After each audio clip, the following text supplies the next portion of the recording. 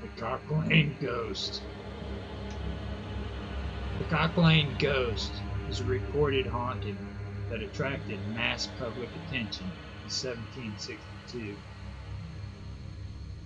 The location was in an apartment on Cock Lane, a short lane adjacent of London's Smithfield Market, and a few minutes' walk from St. Paul's Cathedral. The event centered on three people: William Kent, a usurer from Norfolk; Richard Parsons, a parish clerk; and Elizabeth Parsons, Richard Parsons' daughter. Kent's wife, Elizabeth Lynes, was the daughter of a grocer from Lyneham. They moved to Stoke Ferry, where Kent kept an inn, and later the local post office. They were apparently much in love. Their marriage was short-lived, as within a month Elizabeth Lynes died during childbirth.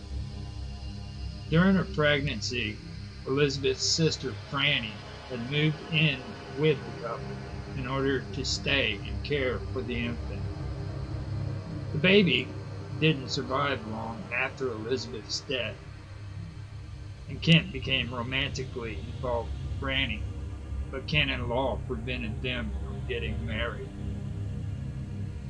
After traveling to London seeking advice, Kent was told that Elizabeth had borne him a living son. A union with Franny was impossible. Nevertheless, in January of 1759, Kent gave up the post office, left Franny, and moved to London, intending to purchase a place, and in the hope that business would erase the passion he had for Franny.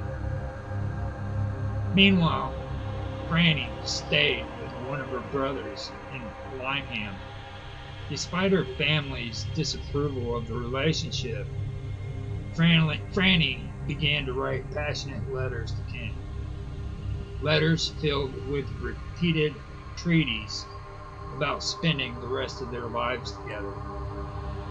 He eventually allowed her to join him in East Greenwich, near London. The two decided to live together as man and wife, writing wills in each other's favor, but also hoping to remain discreet. They moved into lodgings near a mansion house, but their landlord there may have learned of their relationship from Franny's family. Cock Lane was then owned by Parsons, and he was a landlord of Kent's and Franny's for a short time. While at Cock Lane, several accounts of strange knocking sounds and ghostly apparitions were reported, although they stopped after the couple moved out. While Kent was away at a wedding in the country, the first reports of strange noises began. Parsons had a wife and two daughters. Kent asked the oldest, Elizabeth, to stay with Franny and share her bed while he was away. Franny was several months pregnant by this time. The two reported hearing scratching and rapping noises. These were attributed by Mrs. Parsons to a neighboring cobbler. When the noises reoccurred the following Sunday, Franny asked if the cobbler was working that day, and Mrs. Parsons told her that he wasn't. The landlord of a neighboring public house, after visiting the house, reported seeing a white-figured ghost ascending the stairs to the house.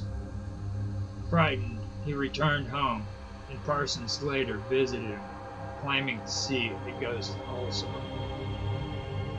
With weeks away of Franny's giving birth, Kent made arrangements to move to a property at Bartlett Court in Clerkenwell. By January, the property wasn't ready, so they moved to an inconvenient apartment nearby, intending only to stay for a short while. But by the end of January, Franny felt ill. The attending doctor diagnosed the illness as early stages of an erupted fever and agreed with Kent that their lodgings were inadequate for someone in so critical a stage of pregnancy. Franny was thereby moved by coach to Bartlett Court. The next day, Franny's doctor returned and met with her apothecary.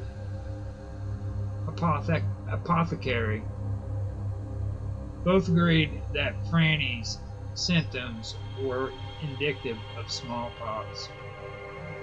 On hearing this, Franny called for an attorney, making sure that her will was in order and that Kent would inherit her estate. An acquaintance of Kent's, Steve Aldridge, rector of St. John's, Clerkenwell, reassured her that she would be forgiven for her sins, and she died in February.